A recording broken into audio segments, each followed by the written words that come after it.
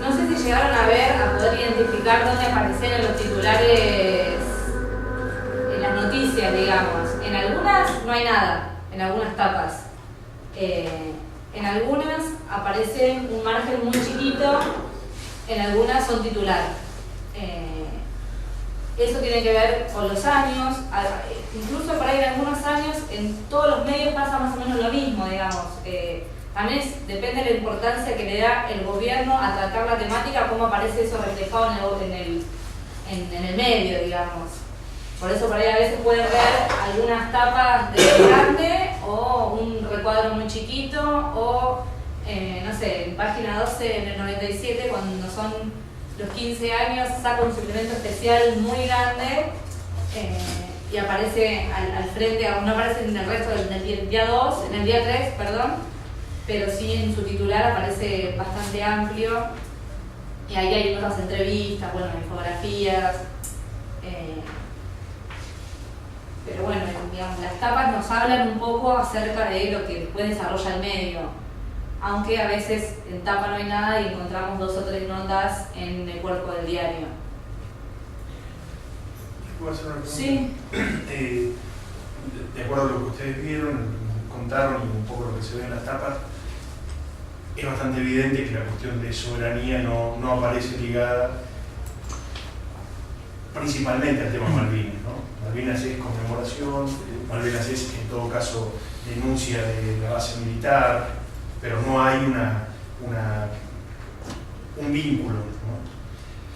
Es decir, para analizar la cuestión de políticas soberanas debiéramos ir, según ustedes lo hayan recorrido, a qué lugares de los diarios les parece, o directamente está ausente en los diarios la cuestión de política soberana o de soberanía. En lo que yo pienso, digamos, de todo lo que tenemos trabajado, la cuestión en términos de política soberana, así como lo planteamos por ahí nosotros, aparece a finales de la década de los 2000, enunciado más prácticamente en el gobierno de, por ahí más de Néstor, pero no es algo que está completamente, como lo identificamos hoy en día, como por ahí podemos trabajarlo. Aparece mucho la cuestión de la soberanía ligada a lo territorial, a la propiedad de nuestro Estado, pero bueno, problematizarla falta, digamos, a partir, o por lo menos cómo aparecen los medios, cómo son las entrevistas, o cómo se desarrolla cada medio para que eso sea un tema de, bueno, cómo se aparece la política soberana en los medios. Bueno, pensamos si aparece de los recursos naturales y no hay muchas notas que los vinculen. Aparece, ojo, digo, a veces nosotros trabajamos días 2 y días 3, a veces esa cuestión también hace relacionarlo más a lo conmemorativo, pero consideramos nosotros que podrían ligarlo, que, bueno, usarlo con el conmemorativo para introducir otras temáticas para hablar de Malvinas. Y en todo caso sí es cierto que justamente esos días terminan estando sellados por la cuestión de los derechos argentinos sobre Malvinas. Yo digo, desde ese lugar, lo que veíamos que aún en los vaivenes, en la aparición con más o menos fuerza de la temática, el datito que yo tiraba hoy de crónica, esto de la presencia del cintillo permanente de las Malvinas son argentinas, ¿no? Y que no necesariamente esos son los años redondos, sino de hecho suele ser quien en esa fecha le da más importancia. En la semana de Malvinas puede llegar a aparecer un cintillo o una escarapela o un... Ojo que hay años que no lo tienen, sí. Se lo morfa también, digamos, en todo, digamos. A mí me llamó la atención porque uno a priori pensaba que siempre iba a aparecer el 2 de abril, siempre iba a aparecer mucha información, y no, no ni en cuerpo ni en tapas, y bueno, digamos, hay mucho para seguir investigando, es un material súper amplio, digamos, y podés hacerle muchas miradas. Dentro de cómo uno puede, nada, en relación a lo que decíamos de las mediaciones, digamos, para todo este producto, todos esos materiales que nosotros tenemos, podemos hacer muchos recortes a la hora de construir una mirada o establecer una investigación. Podemos trabajar solamente de las tapas o trabajar solamente del cuerpo del diario o a recortar en un medio o en el otro. Lo que sí, la cuestión de la política soberana en sí misma cuesta que aparezca en todos los diarios, digamos, durante todos los años.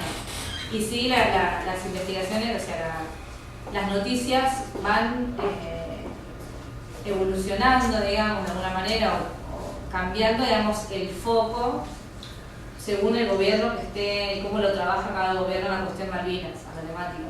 Sí, y con respecto a la noción de combatiente, en los últimos años se da que con matices se termina construyendo, aún a pesar de cierta fortaleza que puede tener en algunos medios, justamente la denuncia con respecto a la necesidad de la identificación de los 123 y demás, así todo aparece como fuerza la cuestión del color, ¿no? La cuestión de lo emotivo, ¿no? Recuperé el casco que había perdido en Malvinas y en realidad alguien muy bueno y solidario lo compró en una subasta y me lo devuelve. O Crónica, que es un se juega mucho con Crónica, encontrando el año pasado al soldado que había posado una foto que seguramente la vieron, que es una foto de justamente 3 soldados con un diario y uno está leyendo Crónica, ¿no? Bueno, justamente el eje de la nota del último, en 2016, fue justamente la nota color a este soldado que sí, al menos, aprovecha para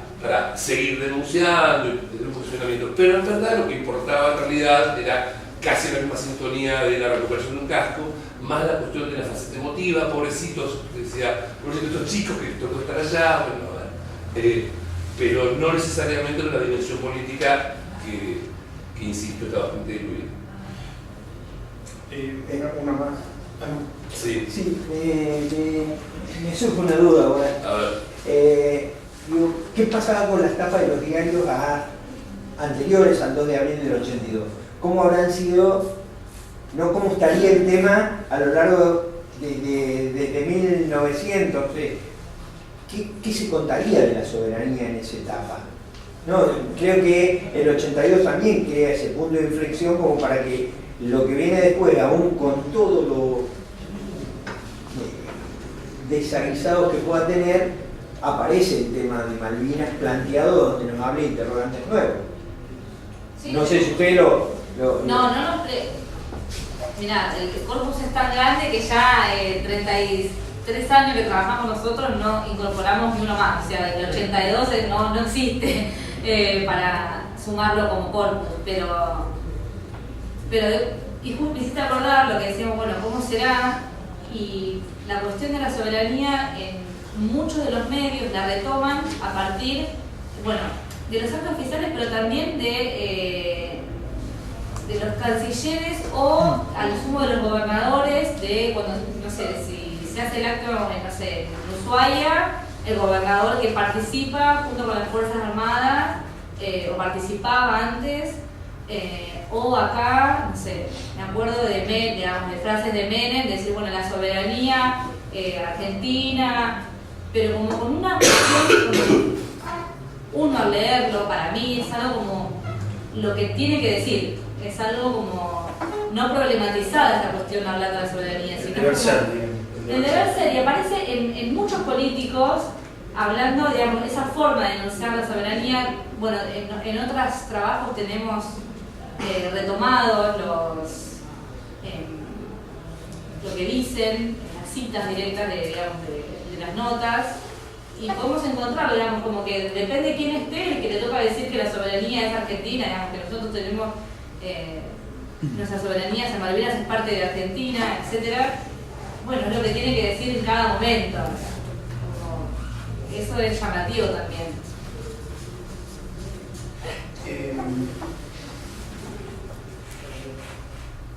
No lo quiero, digamos, para cerrar, tampoco quiero cortarlo, digamos, pero para cerrar esta charla con nosotros también, uno podría decir, digo esto, que si cada vez que se habla sobre la soberanía se habla de un deber ser muy ligado a lo territorial, es decir, a una cuestión abstracta de lo soberano, ¿no? Abstracta en el sentido de no poder hacer algo concreto para obtener la soberanía, salvo, no sé, que los ingleses se despierten buena día o que tengamos mayor poderío militar, mayor poderío bélico, digamos. Entonces, tórnase abstracta la cuestión. Y no hay una relación con otras cuestiones que se podrían ligar a Malvinas como metáfora de otras políticas soberanas. No lo hay ahí. Y la otra cuestión era, me parece, Oscar, vos dijiste algo en un momento ligado a Crónica, pero pienso en el perfil supuesto de cada uno de ellos, de cada uno de estos diarios. Digamos, Clarín, nacido desarrollista, La Nación, nacido nacionalista, Crónica, nacido popular, El Día regional, Página 12 progresista. Si esto tiene algún correlato o tiene alguna distinción con respecto a Malvinas, o impregna la cuestión de los soberanos respecto a Malvinas, o no, o está subsumido a lo político o a lo que dicen los gobiernos de turno y que se terminan publicando, o esta tendencia a pensar ahora desde el color, ¿no? Desde lo anecdótico, personal, individual. Sí, yo creo que en la introducción lo planteaba y me gustaría profundizar mucho y estamos también en ese proceso todavía, ¿no? Pero por un lado es cierto que hay momentos fuertes de desmalvinización y que termina siendo generalizado, pero sí la cuestión Malvinas y de alguna manera la cuestión soberanía, donde aparece desde una perspectiva más amplia esa página, sin dudas. En Crónica se instala esta cuestión de la acusación al otro como insisto, con esta idea de pirata, y desde ese lugar será la reivindicación de los derechos, pero sí siempre muy atado. Nosotros en realidad hablamos justamente de lo ideológico entendido como las condiciones, como los mecanismos de funcionamiento básico de las sociedades, ¿no? Entonces, hay cuestiones, más que nos pesen, que no tienen que ver solamente con los gobiernos, que no tienen que ver solamente con los intereses de los medios, sino que también tienen que ver con los intereses justamente de la gente y de las preocupaciones, ¿no? Entonces, y desde ese lugar, en muchísimos momentos de estos 33 años, ¿no? Malvinas no estuvo, ¿no?, en nuestras agendas. Y no necesariamente porque los medios no hablaban de eso o porque los gobiernos no hablaban de eso, sino también porque seguramente había infinidad de otras preocupaciones y seguramente también tiene que ver con parte de la derrota, ¿no? Digo, en ese lugar, por supuesto que sí se da una cuestión de reinstalación a partir del nuevo gobierno, coincido completamente con Néstor y también con con Cristina,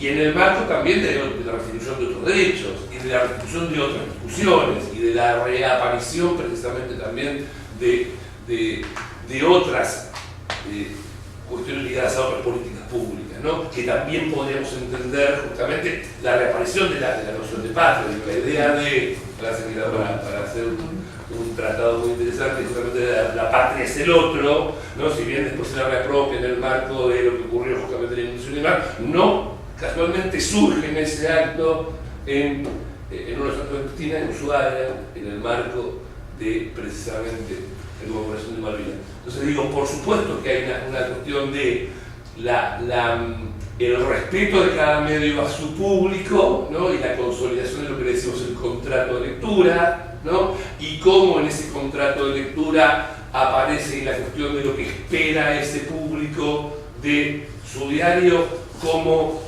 qué preponderancia tiene la cuestión ligada a Malvinas, a la soberanía de los combatientes, pero también aparece Malvinas en función de la relación que cada uno de estos medios establece con los gobiernos de turno e incluso con ciertas coyunturas ligadas a la relación con los gobiernos de turno. Entonces, es un mix muy complejo, muy interesante y que da para seguir trabajando mucho y escuchar la sangre. Yo no estoy apurada. ¿Alguna pregunta ahora para los compañeros?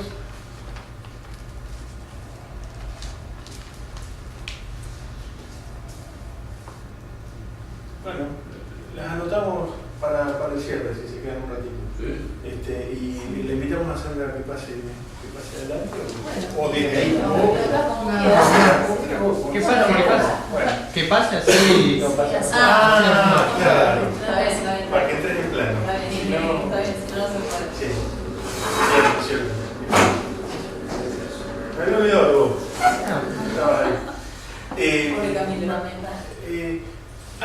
presentarla a Sandra, vemos un material que algo tiene que ver ella. 4 o 5 minutos. No, esto es muy bueno.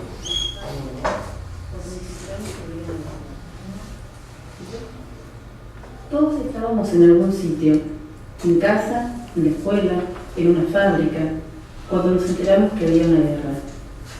El 2 de abril de 1982, los militares argentinos desembarcaron en las Islas Malvinas. El conflicto con Inglaterra terminó con la rendición argentina el 14 de junio. 14.000 hombres fueron movilizados. 11.500 eran soldados conscriptos que en su mayoría no superaban los 20 años. 280 soldados cayeron en el campo de batalla. Las muertes de la posguerra superan esa cifra. Los que sobrevivieron siguieron luchando por reconstruir sus vidas. 25 años después, 8 de ellos deciden regresar. El 20 de marzo viene Hugo al Cecín, en la vereda del Cecín, y me dice, dice, nos vamos a Malvinas, somos 3, nos falta 1, ¿venís? Sí, le dije, sí, vamos. Y es un sueño que creo que desde el momento que nos fuimos, o sea, que yo me fui, o sea, de acá, era volver. No sé en qué momento, o sea, que por ahí poca gente lo sabía, porque ni en mi familia por ahí se lo habría contado a los 5 años, que mi deseo era volver. Es como una necesidad de reafirmar que uno pertenece a esto, luchó por esto y volvió de esto. Malvinas. Es algo que está en la emoción, una emoción casi con necesidad física. Hay sentimientos de pertenencia, sentimientos de volver a estar en el lugar que estuvimos tanto tiempo, volver a ver nuestros lugares, nuestras posiciones. Y vamos muy conmovidos, creo que por un lado nos va a hacer muy bien desde el sentimiento, el afecto, y por otro lado creo que volver representa no haberse ido nunca, ¿no? Y estar ahí. Malvinas siempre ha estado presente en mi pensamiento, en mi cultura, en mi forma de expresarme. Siempre hay un link, como decimos ahora, a Malvinas. Volvemos para reencontrarnos un poco también con nosotros mismos, para tratar de develar esa intriga que nos sigue siempre de pensar qué hubiese sido de nosotros sin Malvinas, ¿no?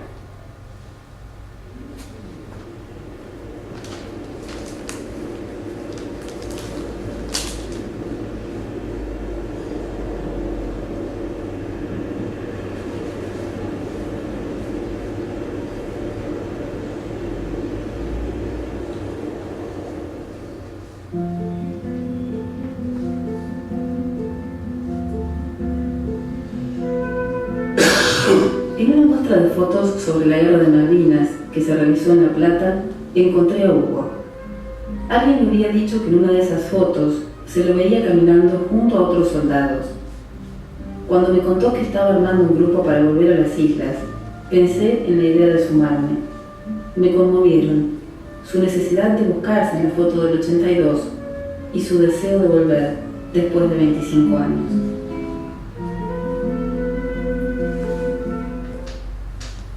Todos estábamos en algún sitio. Hasta ahí la presentación de este fragmento del documental Huellas en el Viento que pensó, dirigió y produjo Sandra Di Luca. Nos queda el documental, a todos nos queda la gana de volver a verlo. Nosotros lo hemos visto, Sandra lo vio un par de veces hasta ahora. Y nosotros también lo hemos visto un par de veces, pero nos siguen quedando las ganas de volver a verlo entero y encontrarle cosas, pero queda disponible para que todos y cada uno de nosotros lo vean ustedes. Sandra es una compañera es licenciada en Comunicación Social, periodista, de la Universidad Nacional de La Plata. Nos conocemos hace un par de años. Una vez estudiamos juntos historia, allá en el pasado más remoto. Y sobre todo, Sandra es una comunicadora profesional muy importante para esta ciudad. No solamente es la cara visible del noticiero, del canal de cable histórico de la región, sino también tuvo un programa extraordinariamente rico y complejo que se llamó El Círculo de Relatos, y ha participado con nosotros en infinidad de actividades, por lo tanto, pero no deja de ser para nosotros un extraordinario honor que nos siga acompañando y produzca cosas como esta, como Huellas en el Viento, que es uno de los documentales más profundos, que mejor dio cuenta de un momento de estos 6, que fueron 8, de estos 8 que fueron en este viaje a Malvinas, sino que también dio cuenta de una mirada que excedió a los 8, que fue una mirada de Sandra, no fue una mirada institucional, sino fue una mirada muy compleja. Compleja lo digo no en el sentido de poco clara, sino compleja, con infinitos matices y con una potencia que aún, al menos a nosotros, nos sigue emocionando. Sandra, ellos son estudiantes de ingeniería, salvo los que conoces, que ya no estudian, sí. Las caras que conoces. Son estudiantes de ingeniería de muchas carreras. Esta es una materia electiva humanística, la formación de los ingenieros. Y nuestra perspectiva acá es tratar la cuestión Malvinas desde la perspectiva de política soberana. Y lo hacemos en particular en este panel desde las producciones simbólicas, cómo ha sido nombrada Malvinas, cómo ha sido relatada, esto que también Oscar y Juli nos presentaron, digamos. Se puede narrar Malvinas de tantas formas diferentes, desde las tapas de los diarios, desde no nombrarla, desde asociarla al territorio solamente o a las anécdotas. Bueno, vos con el tema Malvinas y con el SACIM y con los excombatientes tenés una relación muy profunda, pero eso, tratar de rescatar esa relación productiva, simbólica, desde donde lo relataste, desde donde propones tratarlo, ¿no? Y lo que se te ocurre. Bueno, primero me entusiasma que sean estudiantes de ingeniería, porque siempre estoy más acostumbrada a estar con los nuestros de periodismo, entonces por ahí surgen cosas diferentes, no sé. Yo les puedo ir contando algunas cosas, pero me gustaría que me corten y que vayamos conversando. Hay una cosa que me pasa a mí con el documental, que pasa en mi familia también, que es que hay frases de ellos que nos quedaron incorporadas. Entonces, si yo digo, hay una parte en la que Rodolfo dice, qué sé yo, me llevo tierra del pozo, y también me llevo el corazón lleno de lo que sea, no importa, sí las frases. Pero si yo estoy en mi casa y digo, bueno, me llevo, y por ahí mi hijo me dice, me llevo tierra del pozo, o sea, es una cosa muy, muy loca la que pasa, porque no es que lo hayan visto tantas veces, ellos particularmente, pero eso nos pasa, ¿no? Que es como son frases que quedaron en la familia de algo que fue muy fuerte para todos. Y pensando en esas frases, ustedes alcanzaron a escuchar una que obviamente no la van a recordar por no ser la pasada, pero que dice Guillermo Bianchi, que dice, siempre hay un link que me lleva a Malvinas. Yo siento que a mí me pasó un poco eso. Seguramente todo empieza con una cuestión generacional, porque yo tenía 16 años y llegué un lunes a la escuela y me enteré ahí que había una guerra, entonces había compañeros míos que con su mejor voluntad festejaban como si hubiésemos ganado un partido de fútbol, Y yo me acuerdo que me senté con mi preceptora, que era una señora grande, que siempre estaba pasando, lo que no hacía otra cosa, o sea, tenía que pasar algo muy tremendo para que ella no pasara a la lista antes que nada, y era como que ese día en la lista no le importaba, estaba con la lista al lado, se sentó en uno de los bancos, preocupada, ¿no?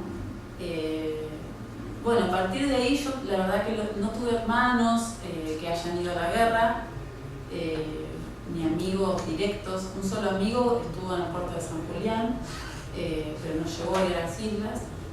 Es decir, que no es que tuve, digamos, una relación directa con lo que pasaban por ahí familias como la de Carlitos o Rodolfo, pero me angustió mucho todo el tiempo lo que pasaba.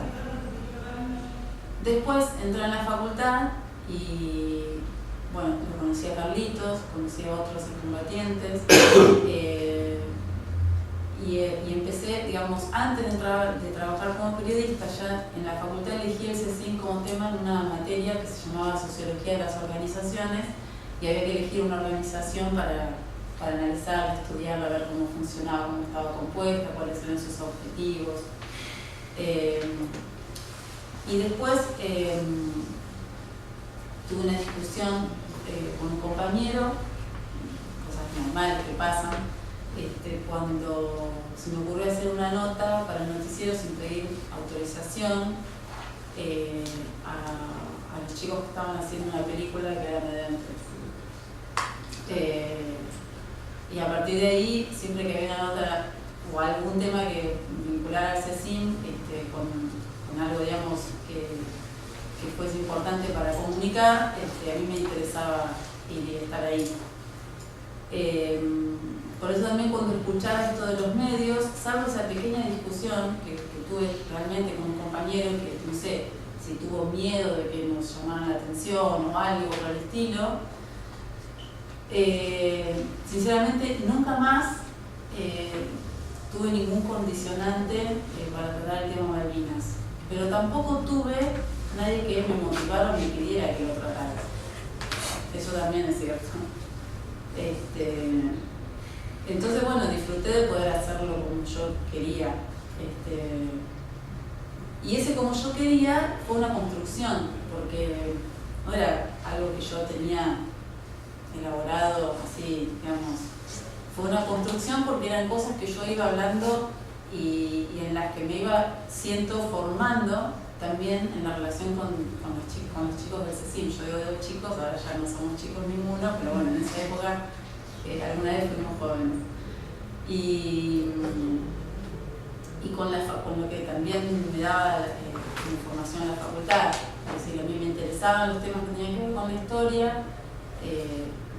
cursé periodismo y también cursé 2 años de historia, y Malvinas me interesaba, y a medida que iba conociendo las cosas por las que ellos trabajaban, también me interesaba.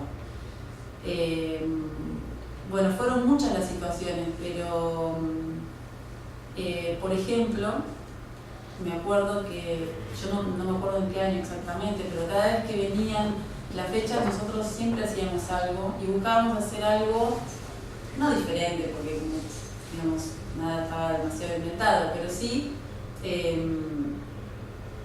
buscar matices o voces que no eran las que más se escuchaban en su momento con el tema Malvinas.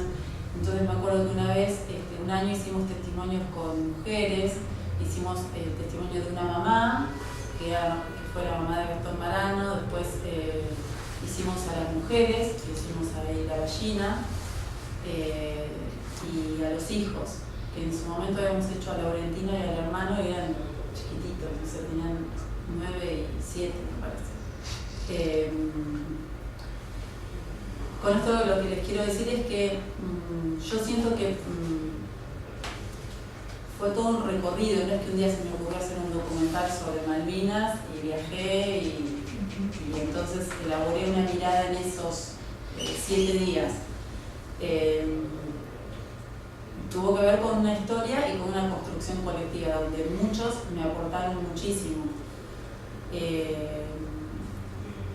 De hecho, antes de este viaje, de este grupo, Bueno, después en el programa que mencionaba Carlitos, que le agradezco un montón sus palabras, hicimos un documental específicamente sobre la historia del CECIM.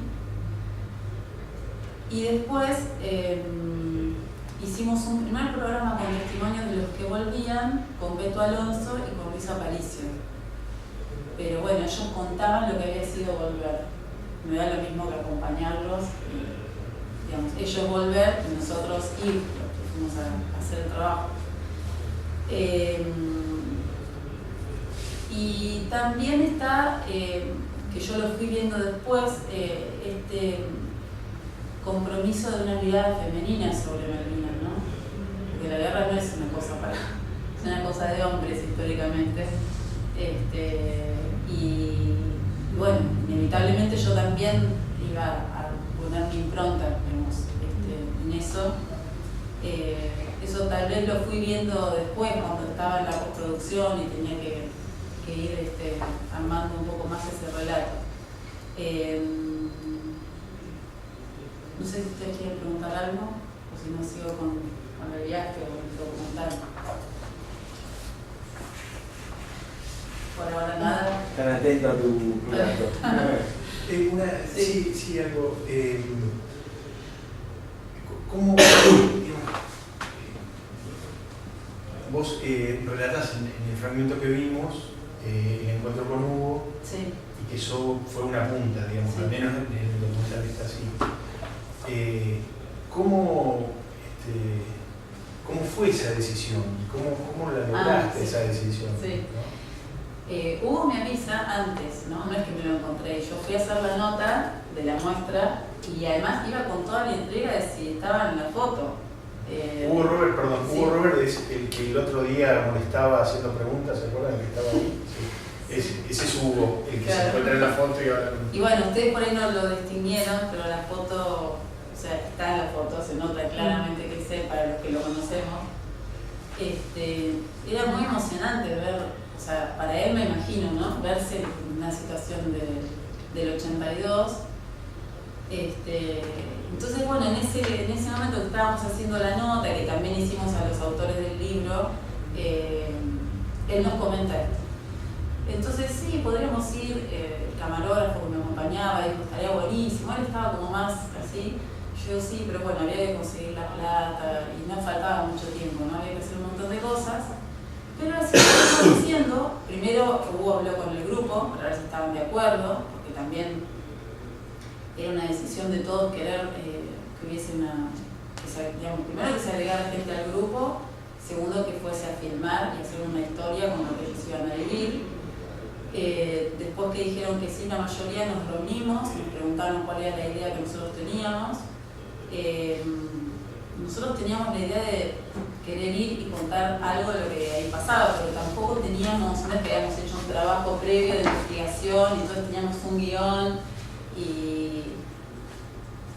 y bueno, yo en ese momento les conté lo que me parecía y quedaron bastante convencidos, me parece, Rodolfo, no sé. Sí les dije, porque por ejemplo Candy, uno de ellos nos planteaba que él no quería ser filmado cuando llegara al pozo. Y nosotros le dijimos que lo último que queríamos era molestar o incidir en esos momentos tan importantes para ellos, que si ninguno quería, y si alguno quería, con que filmáramos a uno, a nosotros nos alcanzaba para contar la historia, así que no había ningún problema. Y la idea era que todo el mundo se sintiera cómodo. Bueno, yo estuve muy segura, era mi cumpleaños y cuando les dije no teníamos torta, yo tenía un alfajor y lo cortamos en no sé cuántas partes y lo comimos. Bueno, yo salí muy segura hasta que llegué a mi casa. Cuando llegué a mi casa, me agarró una angustia, me largué a llorar, pensé en qué lío me había metido. Se me ocurrió hasta decirle a una amiga más chiquita que yo, ¿por qué no iba ella? Me dijo que estaba loca y después pasaron un par de días y se me fue pasando eso, por suerte. Sí, fue difícil. Digamos, ahora, ¿qué se ponía en juego para vos esto, para que te agarrara tal angustia? ¿O qué cosas te hacía pensar Yo no una me vez daba más? cuenta, o sea, en el momento no me daba cuenta. Sentí que me angustiaba porque, bueno, era una cosa, no sé, primero pensaba, por ejemplo, si yo de toda la semana que hago, o sea, yo me comprometí a traer un documental y si me agarra esas lluvias que dicen que no puedo filmar nada afuera, que voy a hacer testimonios adentro del hotel o qué sé yo. Pero en realidad no era eso lo que me preocupaba. Yo creo después, o sea, me fui dando cuenta que realmente era tomar la decisión de meterte en algo que era muy profundo y estar a la altura de las circunstancias, ¿no? Sí. ¿Cómo fue llegar allá? O sea, ¿se te puso alguna traba en el momento de la grabación? No, porque en ese momento había un clima bastante distendido. Era el 2007 y bueno, empezaban los viajes. Además, dependía de la embajada, pero como ellos habían hecho el trámite, nos facilitaron también al decir que nosotros hicimos toda la presentación de los papeles y eso, pero facilitó el hecho de que fuéramos con un grupo del centro que ya ellos sabían que había grupos que habían ido y que todo funcionaba bien. Y entonces no tuvimos trabas. Y allá también el clima era bastante extendido. Yo lo que observé es que la gente en general, salvo los que vos te das cuenta que eran militares, que directamente te ignoraban, o sea, era como que no estabas ahí. El resto de las personas, principalmente con ellos, yo percibía que ahora había una actitud de respeto, de ese respeto que tiene que ver con el haber tenido una experiencia en común, que sí tienen ellos con los isleños y que por ahí muchos de nosotros no tenemos. Esa es la sensación que a mí me quedó. Siempre hay excepciones, pero digo, en general yo sentía eso. Después pasaron cosas en la llegada, sí, qué sé yo, como inesperadas, como que no podíamos filmar, entonces el camarógrafo no tenía, o sea, generalmente los camarógrafos siempre están detrás de la cámara, entonces es muy raro que se expresen así con gestos emotivos porque están como en otro plano, ¿no?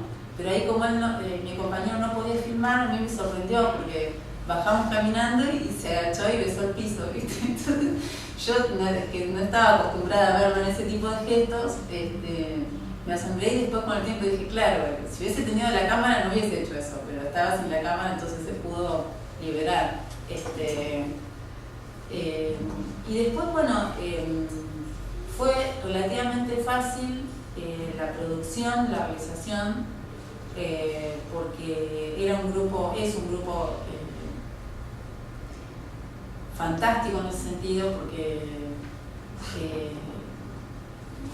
ellos tenían muchas ganas de contar y de expresar lo que les pasaba. Esto que apareció al principio de no querer por ahí ser filmados en tal lugar, pasó un día y medio y hicimos un muy lindo grupo, entonces había una afectividad y una distensión que después ellos nos llamaban al revés para que filmáramos todo.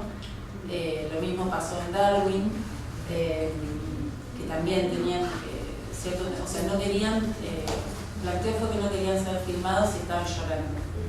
Y después lloraron y se abrazaron. Claro, pero también eso como realizador es un aprendizaje, ¿no? Porque lo más importante para nosotros era que se sintieran cómodos. Por ejemplo, para mí después fue toda una decisión también a la hora de editar, decidir si incorporábamos los testimonios de isleños.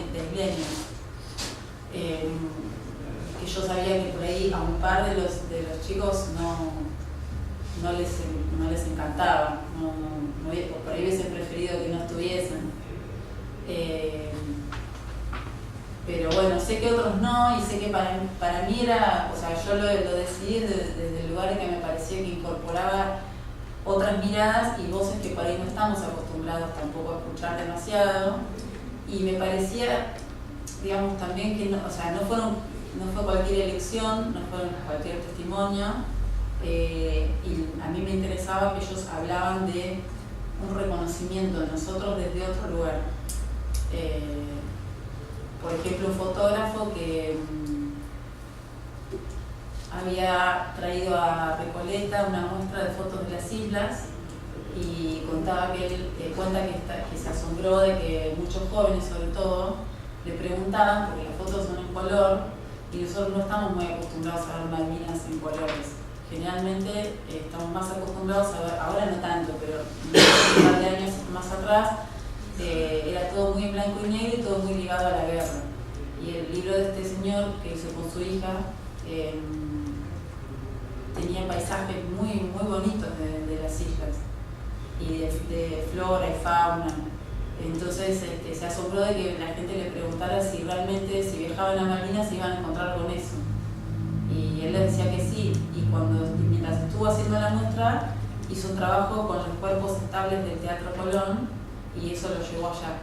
Y en ese momento a mí me pareció que era una cosa interesante reflejar que no solo aún ahora, digamos, sigue habiendo un cierto intercambio a pesar de toda la situación, sino que también antes de la guerra lo había. Y en ese momento lo que yo interpreté también que el grupo quería transmitir era que apostar también a esos lazos era una forma de construir también soberanía. El hecho de recorrer y conocer un lugar y conocer a ese lugar también con las personas que viven ahí, no es un lugar deshabitado como en otros conflictos, ¿no? Entonces todo eso, esa situación también plantea toda una problemática en sí misma.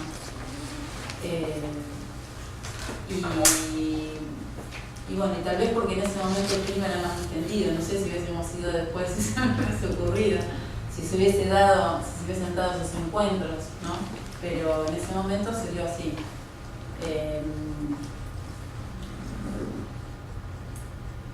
A ver, no sé qué otra cosa más. Yo te puedo hacer una pregunta. Vos aparte sos profe de audiovisual. Sí. ¿Viste algo antes e ibas a hacer un documental? E ibas con cámara. ¿Viste algo antes? ¿Preparaste algo antes? ¿O fuiste con tu mirada de periodista, de comunicadora, a ver qué te encontrabas? Más que como un guión. Sí. ¿Viste a Glaser antes? ¿Viste algo de las imágenes? ¿Viste alguna ficción como Los chicos de la guerra? Sí. Ajá. Sí, digamos, yo había visto Los chicos de la guerra, El Unión del Fuego, las imágenes de Glaser, y había visto también un documental que había hecho un chico, Fernando Cola, chico, también colega.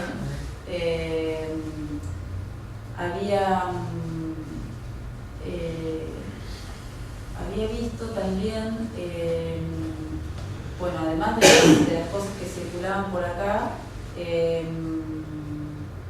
había puesto a leer algunas cosas. En ese momento también había salido un documental de La Nata, tan lejos y tan cerca, o algo así, Malvinas tan lejos y tan cerca, que también lo miré, pero digamos, tampoco tuve mucho tiempo, porque nos decidimos y por ahí tardé más tiempo en ver cómo conseguíamos los fondos. Lo que había, lo que estaba por ahí, algunas cosas ya las había visto, otras las busqué y las vi. Sí leí el libro de María Laura Guembe y de Federico Lones, que es el libro de fotos. Ese me lo llevé, por ejemplo, al viaje. En ese momento sentí que eso me sirvió mucho, por ejemplo.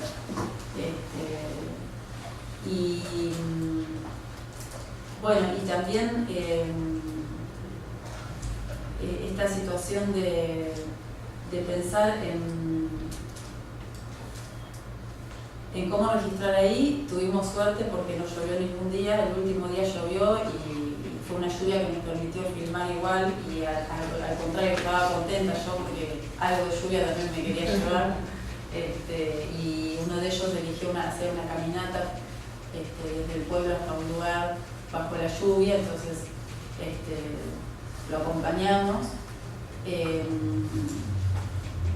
Y también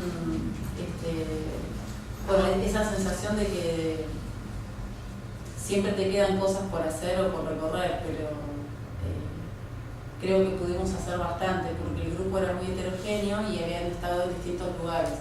Eso también fue muy bueno porque ellos se conocían desde hace mucho tiempo, pero muchos no habían conocido los lugares en los que habían estado otros, ¿no? Entonces, cada vez que íbamos a un lugar, el resto los acompañaba y ahí surgía también la curiosidad del grupo y de ellos mismos de saber cómo había sido esa misma guerra que habían vivido, pero distintas al mismo tiempo, ¿no? O sea, para Guillermo, que estuvo en una casa típica del pueblo, rodeado, digamos, de los jefes militares, que viendo a la noche cómo hacían los dibujos, digamos, mientras marcaban qué barco entraba, qué barco salía. Bueno, muy diferente a la situación que vivieron los que estuvieron en el sector de la compañía C o los que estuvieron en Monte London. Y uno pensaba, bueno, pero esto se lo deben haber contado un montón de veces, pero era como que no era lo mismo contarlo en ese lugar, ¿no? Entonces surgían más preguntas y cosas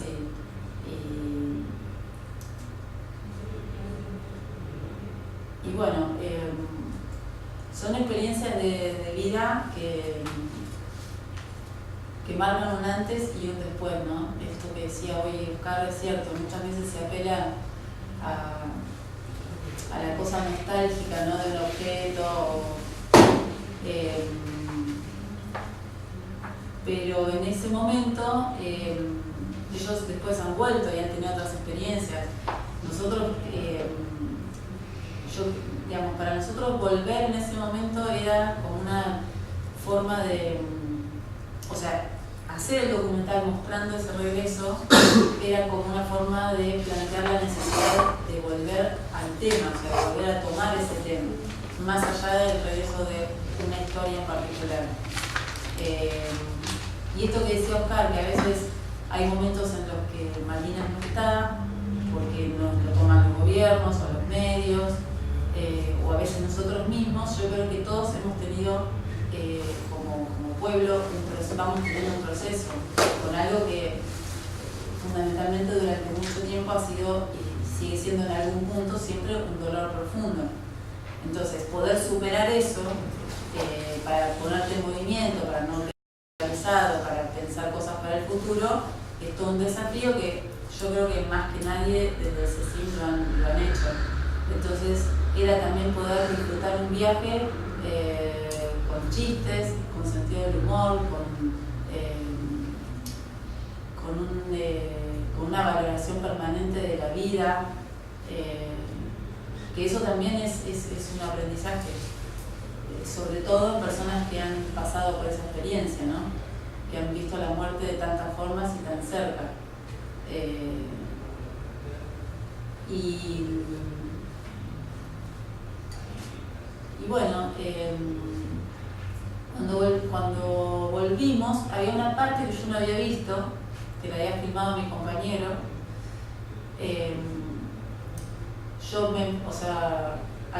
También tenía que decidir si iba a dormir en Monte London con ellos o no.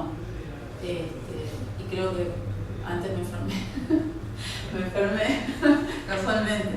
Yo iba con una amiga que había decidido acompañarme porque ella hablaba inglés,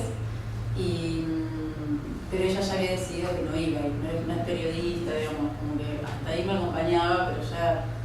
y yo estaba con la duda, pero sinceramente tenía mucha fiebre, entonces bueno, fue mi compañero.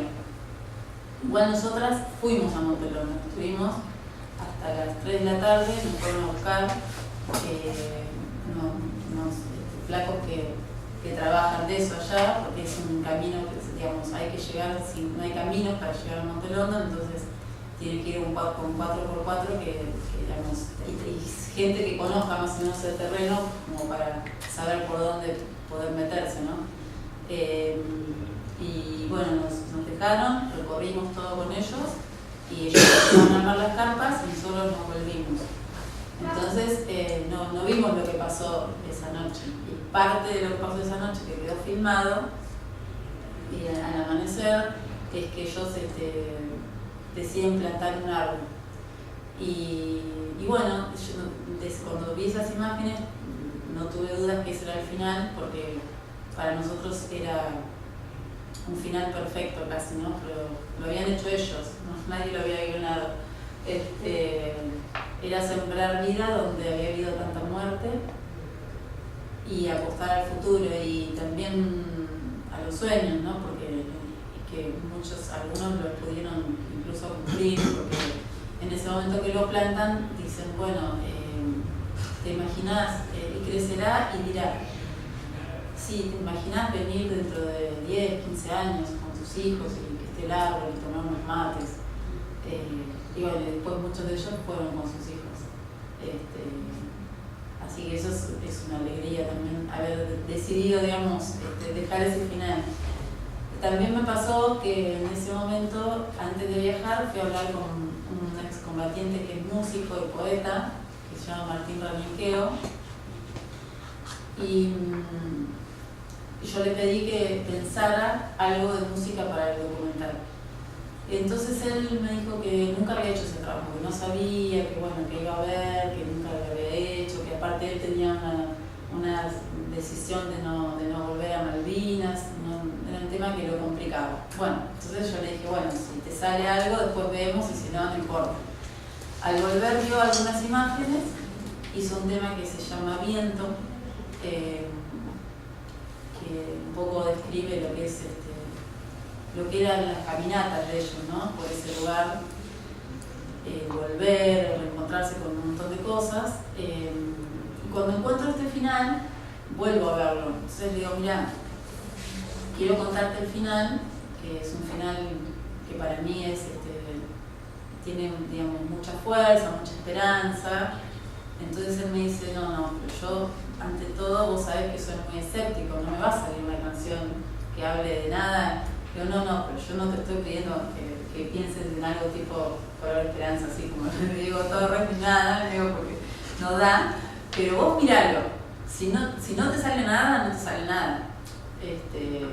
Y bueno, y a los 10 días me llamó y me dijo que tenía la otra canción que se llama Árbol del Mar y que, bueno, habla un poco de, o sea, dice, planta un árbol en el mar, no se quedarán sus frutos, semillas de lo imposible pide el mundo, y lo voy a regar con la memoria, con las musas de la historia, algo así, es lo que dice la canción de Martín. Y después él volvió también a Malvinas y después hizo un disco también con canciones que surgieron de ahí, con otro compañero. Así que unas historias también van disparando otras y eso está bueno.